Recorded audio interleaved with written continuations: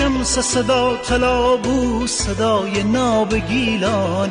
کاکله کاکله کاکله کاکله کاکله نکن ناز مری بخن آواز من تر زنم ساز طبیبی میدم ساز. کاکله نکن ناز مری بخن آواز من تر زنم ساز طبیبی میدم ساز. آشور پور صدا بود تنین خلق گیلان بیشی جار بزنید علم بدانه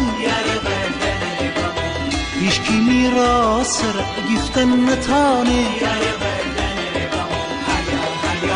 یار بردن ریبم یار بردن ریبم ناصر مسعودی ره سینه کنید چک زکن صدای مخمله صدای پاک گیلان. نفش گل بیرون بمو باید بورتیه بو گفتی بی فصل بهارایم تیور باخنده گل بارن سبزان سرغاصد بو بنفشه فصل بهار بمو میار میدیل بو بست زنده. از یاد ببردی تو مگر قول و قرار ده نز نکن بیا میبر وقت بهار. رضا وقتی خندیدی هات افسانه شیون شعر امره کاغذ نویس نامه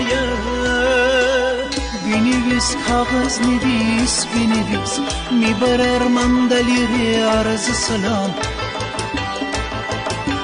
بینویس کاغذ نویس بینویس بگوام پنجمی نامه فدم.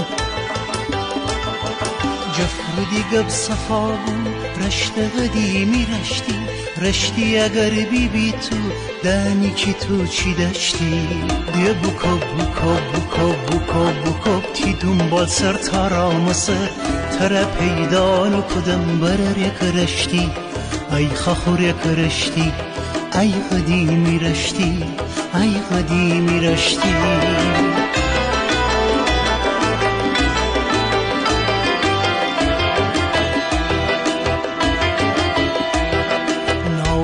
گلچین بگو صدای ایران افتخار گیلان بود اونم تو شهر تهران.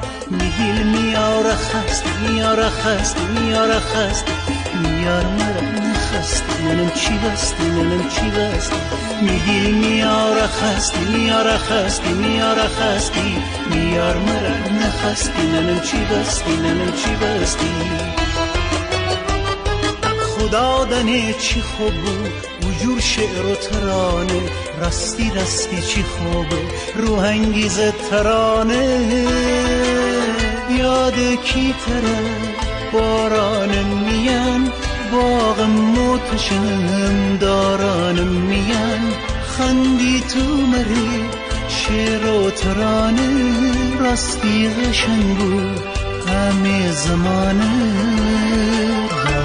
روزم بخیر بازی کدیم کوچه سر یادگاری نوشتیم مردم دیوار سر